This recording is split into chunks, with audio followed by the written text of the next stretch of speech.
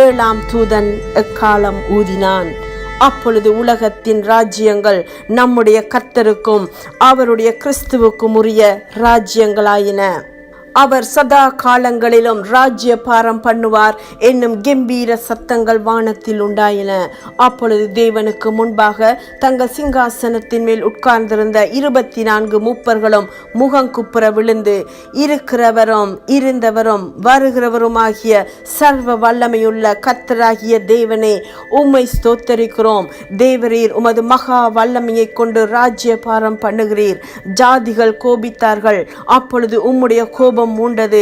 மரித்தோர் நியாய தீர்ப்படைகிறதற்கும் தீர்க்கதரிசிகளாகிய உம்முடைய ஊழியக்காரருக்கும் பரிசுத்தவான்களுக்கும் உமது நாமத்தின் மேல் பயபக்தியாயிருந்த சிறியோர் பெரியோருக்கும் பலன் அளிக்கிறதற்கும் பூமியை கெடுத்தவர்களை கெடுக்கிறதற்கும் காலம் வந்தது என்று சொல்லி